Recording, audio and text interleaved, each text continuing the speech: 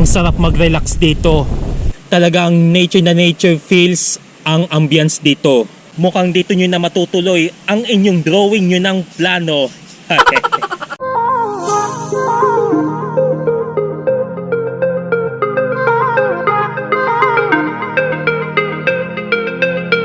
Marami ng mga matatayog na mga puno't halaman para tayong napasok sa Encantadia.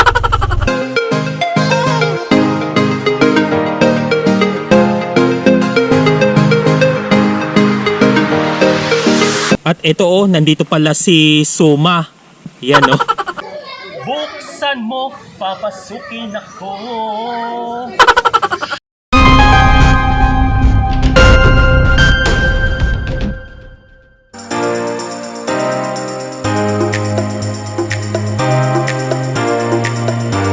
Alright, magandang araw po sa inyong lahat mga kapilers. Muli akong nagbabalik para sa ating panibagong edisyon ng ating travel spot places, na kung saan may dadayuhin po tayong isang napakagandang spot. Dito lamang yan sa aming lugar, sa Tanawan City, Batangas. At sa kasalukuyan nandito po ako ngayon sa Barangay Santor ng Tanawan City. Bale, ang pagpunta po doon ay ito po yung tutumbukin ninyong kalsada dyan sa may pakaliwa. Magmula po dito ay babagtasin na po natin yan. Kaya tara, let's go! Dito kaliwa tayo dito. Yan, kapag nakita nyo tong may signage ng papuntang J Castle at the Vineyard, dito po yan ang tumbok nyo. Dito sa may part ng 7-Eleven. Pagkatapos dito ay dedire-diretsuhin na po natin yan papunta po dun sa may Barangay Hanopol Occidental, ay Oriental muna pala, Hanopol Oriental. Tapos sa may Gonzales. Basta't ito yung magiging palatandaan ninyo. Ipapakita ko na lamang sa inyo kung paano nga ba ang pagdayo doon sa sinasabi ko. Bale, ang dadayuhin po natin ay ito yung nakikita ko lang sa Facebook, itong Sabang Valley. Ayan mga kapilers, papasok na po tayo dito sa may Barangay Hanopol Oriental. Dito pa rin yan sa Tanawan City. Diretsuhin pa natin yan.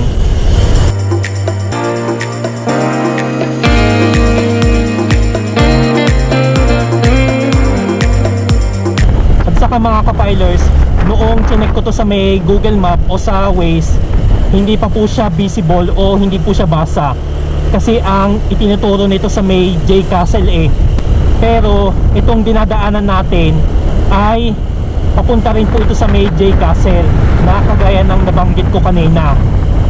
Ayan, pagdating dito mga kapilers, yan, kung nakikita nyo ang signage na yan ng J Castle at the Vineyard, pakaliwa po ang daan dito. Dito po tayo dediretso, pakaliwa. Ito po yung Barangay Hanopol yung barangay hall nila. At pagkatapos po nito ay dediretsuhin pa po natin yan papuntang Barangay Gonzales.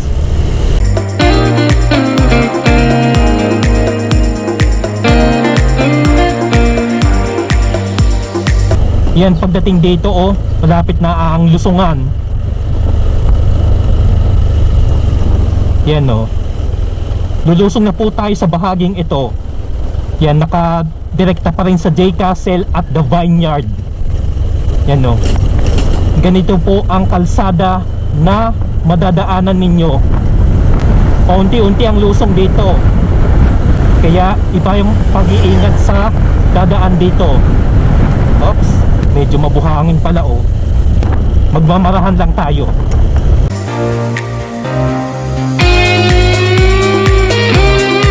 Pagkatapos natin sa Lusungan o Babaan, yan, pagdating nyo po dito, para mapuntahan nyo yung Sabang Valley, saka dito rin po yung daanan sa may 2020, ito po yung tutumbukin yung kalsada. Pagdating dito ay kakaliwa na po tayo. Yan, yung may kulay dilaw na God Most High. Tapos aahon po tayo rito, pero hindi naman kasinong ahon. Pagkatapos pagkalagpas ng konting ahonan, yan, lulusong ulit tayo dito. Pagdating dito mga kapilots, medyo maliit ng kalsada rito. Kumbaga ano na to, barangay road na ito. Ito yung pinaka-Smith nila.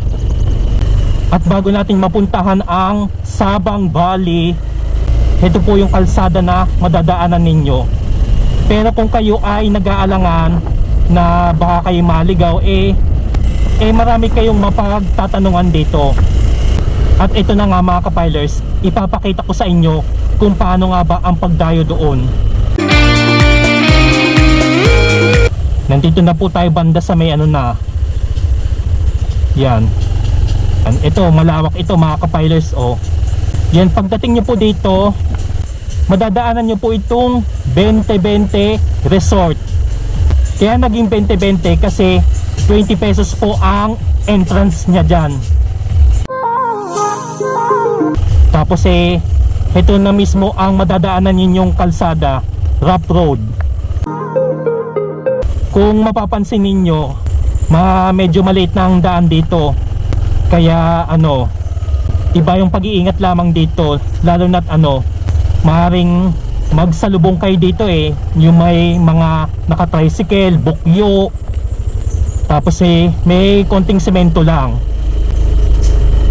Tapos ito kukurbada ng konti. Yan pagdating dito marami ng mga matatayog na mga puno't halaman.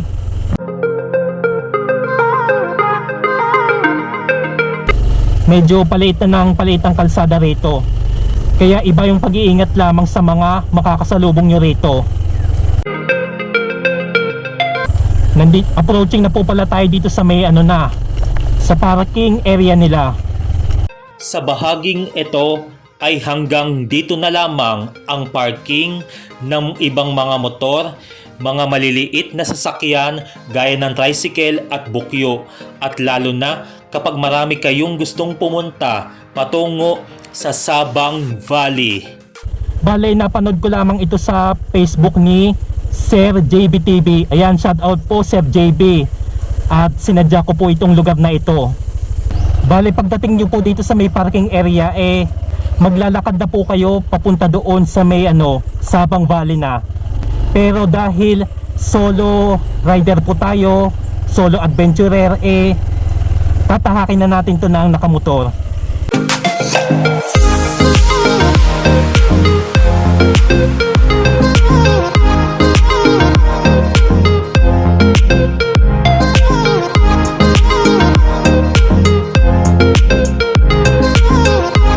Basta dire-diretso na natin yan.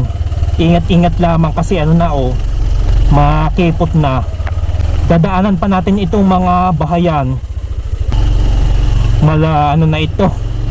Mala adventure trail experience ang sinusuong natin. Ayan nakalagay, this way to Sabang Valley. Ayan po ang sasadyain natin ngayong araw. At pagkalagpas nyo dito, yan ito po yung mini court nila. Tapos dito sa may gawing kanan ko, yan yung ilog. Tapos ahon ng konti. Nakakapasok naman pala ang motor dito. Pero pag sadyang marami kayo na magpupunta, balikan, talagang maglalakad-lakad na kayo rito. Bali, mula daw sa parking, ito yung tatahakin ninyo ng ilang metro, ilang minuto bago nyo makarating doon sa Sabang Valley.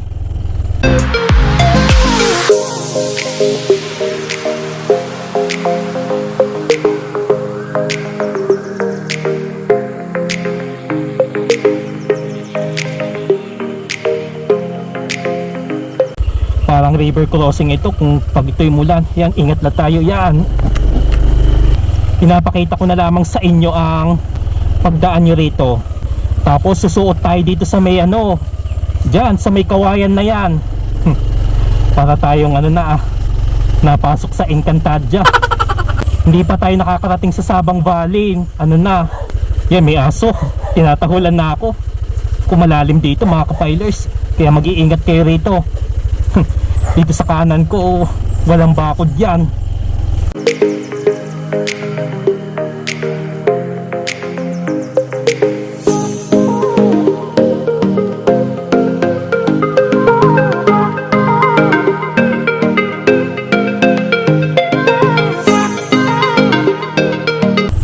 heto na pala. Approaching na pala tayo dito. Heto na po ang Sabang Valley. At pagdating dito ay maglalakad na po tayo ng ilang metro pababa po dyan sa may ilog. Bababa at bababa na po tayo dyan. Kumbaga konting baba lang po ito. Tapos pagdating dito, ayan may nakalagay, "This way to Sabang Valley." Ayan po yon. At ganito po ang inyong matatawiran. Yan no. At sa puntong ito, naririnig ko ang lagaslas ng tubig dito sa ilog. Yan po ang mismong ilog nila ng Sabang. Habang natawid ako dito, para tayong natawid sa hanging bridge. At pagkatapos dito ay aakyat po tayo dyan. Aakyat po tayo ng ilang hakbang. At narito na po tayo sa Welcome to Sabang Valley.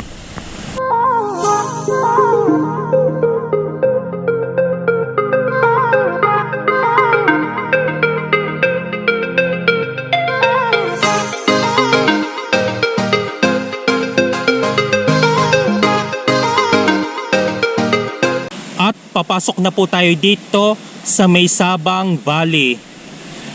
Pagdating po rito ay ito po yung kanilang tindahan na pwede ninyong mabilhan.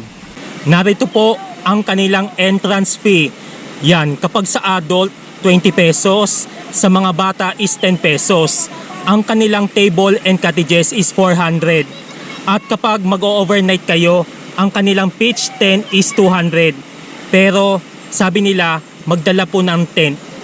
Ito po ang kanilang FB page, Sabang Valley. At ilalagay ko po sa description link ang kanilang FB page. Tapos ayan po ang kanilang contact numbers. At pagpasok pa lang dito, napakarami ng mga punot halaman na makikita nyo dito sa paligid. Ayan no, may mga solar din sila dito na ilaw. Bale, ano po yan? Solar po yan kapag magagawi po kayo dito sa gabi. At heto po yung kabilang side nila maraming mga tanim na nyog, kape, may kawayan. At kung mahilig kayo sa mga plants, kumbaga kung kayo ay plantito at plantita, ayan, perfect ito para sa inyo. At marami silang mga tanim na saging.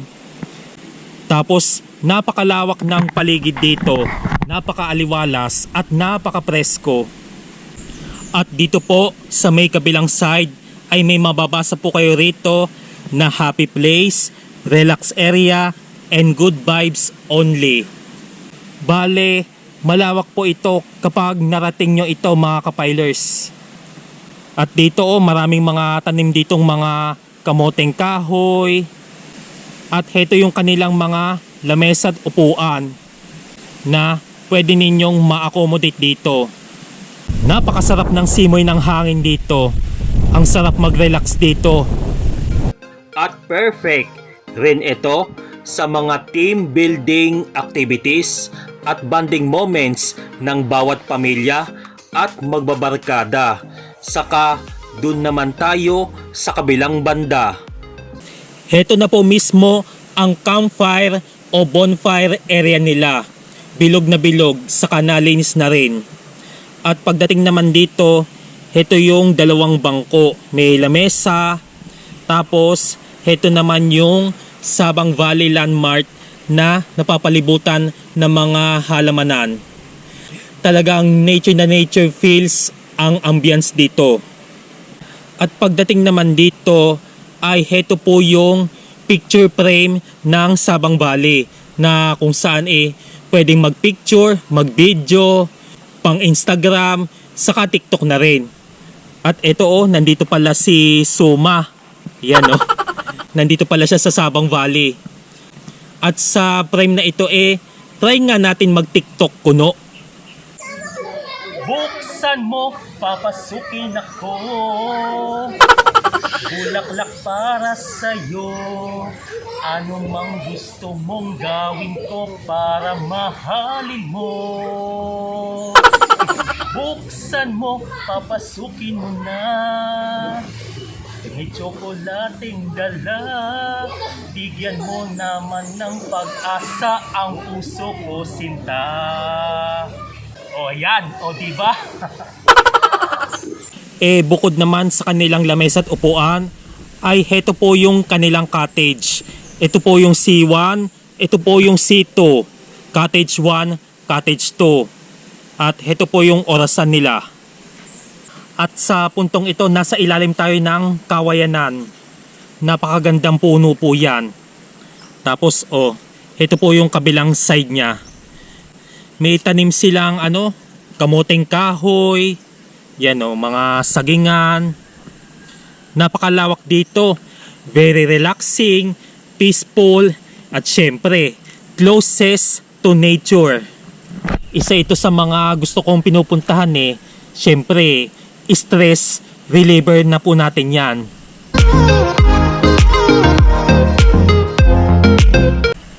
Ito na po mismo ang Sabang River. Napakagandang ilog. Parang gusto ko na magtampisaw mga kapilers. Yan si Ningning Meow! Tahakin natin itong kabilang side niya. Itong may duyan. Sarap magduyan dito. Pwedeng mag-kuya-kuyakoy. Tara, subukan natin. Yeah! Very cool and relaxing place ang lugar na ito, mga kapilers. Napakasarap na mga bawat paligid dito. Natsak naman na nanamnamin ninyo sa sobrang ganda dito. At saka habang nandito kayo maririnig ninyo ang mga bawat huni ng mga ibon dito. At habang narito ako sa Mayduyan o habang nandito po kayo sa Mayduyan, huwag nyo nga lang kakalakasan o magpapalakas ng inyong ugoy dahil yan dito po kayo dediretso kapag nilakasan ninyo ang inyong ugoy. Kung baga mukhang dito nyo na matutuloy ang inyong drawing nyo ng plano. Saka bukod sa Nature Spring Resort, ito isa rin itong camping spot na pwede ninyong dayuhin dito dahil marami rin po ang nagka-camping dito.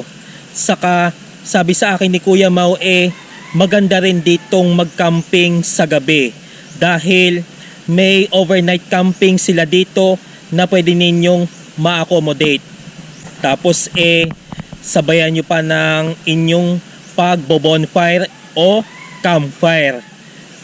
Tapos bigla nyong ilalabas ang inyong hugot sa buhay. At saka habang narito ako mga kapilers talagang nag-e-enjoy ako sa nature feels ng bawat paligid dito. Kaya kung gusto ninyong makapag-relax, unwind, malimutan nyo muna ang mga problema nyo. Pansamantala dayuhin nyo na po itong Sabang Valley dito po sa Barangay Wawa, Tanawan City, Batangas.